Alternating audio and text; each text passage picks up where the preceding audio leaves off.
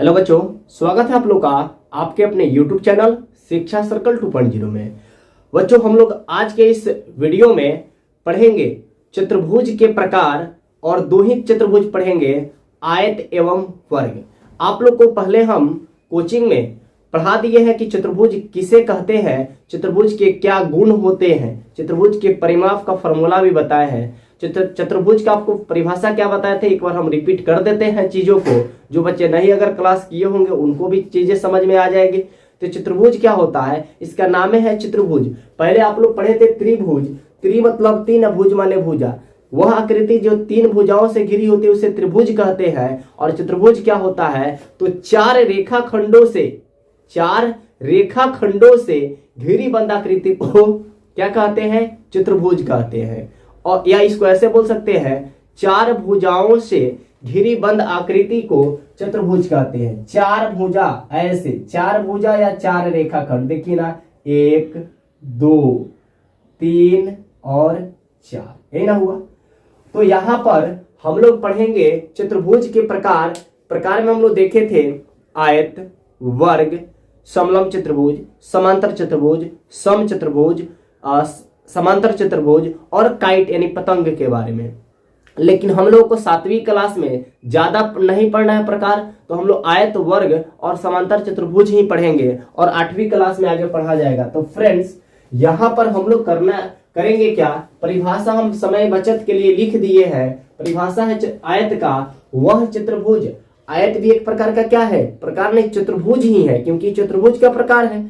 तो वह चतुर्भुज जिसकी सम्मुख भुजाएं, अब बता रहे सम्मुख भुजा क्या होता है, हबड़ाना नहीं है, जिसकी सम्मुख भुजा बराबर और प्रत्येक कोण 90 डिग्री का होता है।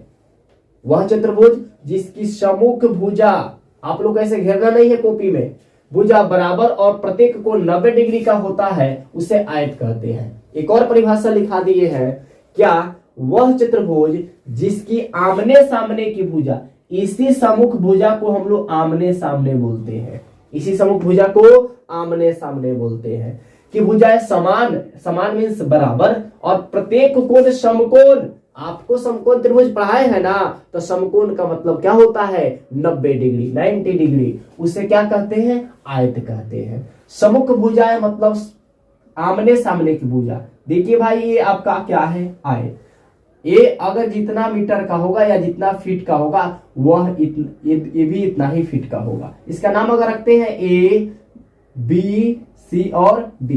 ABCD क्या है, आपका आयत है। अगर मान लीजिए यह एल है तो यह भी क्या है, एल। एल किसको दर्शाता है, तो एल को हम लोग बोलते हैं लेंथ, मीन्स लंबाई होता है। और ये आपका बी है तो ये भी आपका क्या होगा, बी होगा। तो बी का मतलब क्या होता है, ब्रीथ मतलब चौड़ाई होता है। अब एल कहने का मतलब, मान लीजिए कि अगर यह 10 मीटर का है, यह साइड यानी भुजा आपका 10 मीटर का है, तो यह भी भुजा आपका कितना होगा, 10 मीटर ही होगा।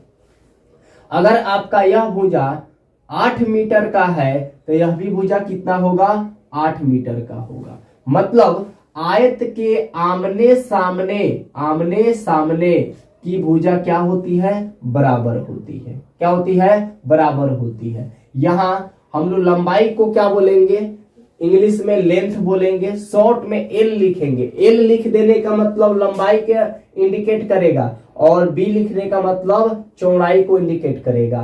तो अब हम लोग देखेंगे आयत का फॉर्मूला क्या होता है, आयत का क्षेत्रफल, आयत का परिमाप, आयत का विकर्ण, इन सारी चीजों को जानेंगे ना, तब उसके बाद हम लोग मैथ इसका बनाएंगे, प्रॉब्लम क्या होता है। तो देखिए, यहां पर हम लोग पहले देखेंगे आयत का क्षेत्रफल। क्या देखेंगे जी, आयत का क्षेत्रफल। तो आयत के क्षेत्रफल किसी भी 2D आकृति, अब 2D 3D आपको 8 क्लास में बुझाएगा। तो आयत का क्षेत्रफल होता है लंबाई गुणित चौड़ाई, यानी लंबाई गुना चौड़ाई। यही तो आयत का क्षेत्रफल होता है। क्षेत्रफल मतलब कितना जगह बीच में इसका है, वही बात हुआ। तो देखिए, आपको सारी चीजें बता दिए हैं। इंग्लिश में इसको बोलेंगे area of a rectangle. Area of a rectangle तो हो जाएगा length into breadth, length length into breadth. आवाज में थोड़ा गड़बड़ी मिलेगा क्योंकि मेरा तबीयत खराब है। तो अब यहां पर हम लोग देखेंगे परिमाप। किसका परिमाप? आयत का परिमाप। तो यहां हम लोग देख रहे हैं आयत का परिमाप। देखिए, आयत एक प्रकार का चतुर्भुज है और चतुर्भुज के परिमाप के लिए हम बताए थे चारों भुजाओं का योग। त्रिभुज के परिमाप के लिए तीनों भुजाओं का योग बताए थे ना। तो चतुर्भुज के परिमाप में चारों भुजाओं का योग। तो देखिए इसमें क्या करेंगे, पहला भुजा ए बी है, फिर बी सी है, फिर क्या है डी सी है, और फिर क्या है ए बी है। तो चारों भुजा जोड़ेंगे, यानी यहां पर ए बी का मान क्या है एल प्लस, फिर बी सी का मान क्या है बी, फिर सी डी का मान क्या है एल, और एडी का मान क्या है बी। हम आपको बताए थे कि एक जाति को यानी समजातीय पद को एक साथ जोड़ते हैं। तो जोड़ेंगे तो एल वालों को जोड़ेंगे एल वालों में, और बी वालों को जोड़ेंगे बी वालों में। तो एगो एल दूगो एल, यानी एगो आम दूगो आम। उसी तरह एगो बी दूगो बी। अब समझिएगा, अब यहां पर दोनों में क्या शामिल है दो, तो दोनों को बाहर खींच लीजिए। तो खींच लेंगे दोनों को बाहर, तो अंदर क्या बचेगा एल बचेगा, प्लस है तो प्लस, फिर क्या बचेगा बी बचेगा। इसी को हम लोग कॉमन कहते हैं। इंग्लिश में इसको बोलेंगे perimeter of a rectangle. Perimeter of a rectangle. तो फ्रेंड्स आपका हुआ, इसको आपको बोलना है, जिसको हम घेरा लगाए इसको रट जाना है। ये तो आपको बनाने का तरीका सिखाए हैं, इसको याद करना है। हम जब भी पूछे आपसे आयत का परिमाप, तो आप बोलना 2 इंटू एल प्लस बी, या इसको हिंदी में बोलेगा 2 गुने लंबाई जोड़ चौड़ाई। 2 गुने लंबाई जोड़ चौड़ाई। आपको शायद नीचे नहीं दिखाई देगा, तो आप लोग पहले इसको वीडियो पॉज करके लिख लीजिए, तब आगे बढ़िए, या इसका स्क्रीनशॉट ले लीजिए। तो चलिए अब 3 नंबर में हम लोग देखते हैं आयत का विकर्ण। आयत का विकर्ण, विकर्ण को हम लोग इंग्लिश में डायगोनल बोलते हैं। तो आयत का विकर्ण देखिएगा, तो देखिए विकर्ण, पहले यहाँ पर हम एक आयत बनाते हैं, डमी आयत बनाते हैं, और इस आयत से हम लोग थोड़ी बातों को देखते हैं क्या क्या होता है। देखिए यही आपका विकर्ण है, और इसको खूब गौर से देखिएगा। तो यहां पर इस आकृति को देखिए, ई वाला को, ई वाले लाइन को देखिए, ई वाले, इसको देखिए। हम जिसको ऐसे ऐसे थोड़ा कर रहा है, इसको देखते चलिए आप, दिखाई दे रहा होगा आपको, ऐसे देख रहा है। क्या दिखाई दिया, जितना घेरे उतना ही क्या दिखाई दिया, ये हमको दिखाई दिया समकोण त्रिभुज, राइट एंगल ट्रायंगल, समकोण त्रिभुज। और समकोण त्रिभुज में ये क्या होता है 90 डिग्री। 90 डिग्री के सामने वाले को क्या कहते हैं कर्ण, इसको कर्ण ना कहते हैं। इसको हम लोग क्या कहते हैं आधार, और इसको क्या कहते हैं लंब। तो कर्ण मतलब डी, डायगोनल। तो डी निकालेंगे, तो डी निकाला, डी मतलब कर्ण। तो कर्ण का फॉर्मूला हम लोग क्या पढ़े अंडर रूट लंब का स्क्वायर प्लस आधार का स्क्वायर। लंब का स्क्वायर प्लस आधार का स्क्वायर। इसको मैं ऐसे भी लिख सकते हैं, पहले आधार का स्क्वायर तब लंब का स्क्वायर, कोनो दिक्कत नहीं है, ऐसे लिख सकते हैं। तो यहाँ पर कर्ण क्या है डी है, कर्ण क्या है जी डी है। और देखिए यहाँ पर आधार आपका क्या है, फिगर में देखिए आधार, तो आधार आपका क्या है एल है, हाई बी ना है, हाई एल है, हाई बी। तो इसको जब मिटा देंगे ऐसे, तो है डी हुआ, हाई एल हाई बी, तो डी निकाल रहे हैं। तो लंब का स्क्वायर आधार का स्क्वायर, तो पहले आधार लिख लो, तो आधार क्या है एल, पहले लंब हम बदल दिए हैं इसके लिए।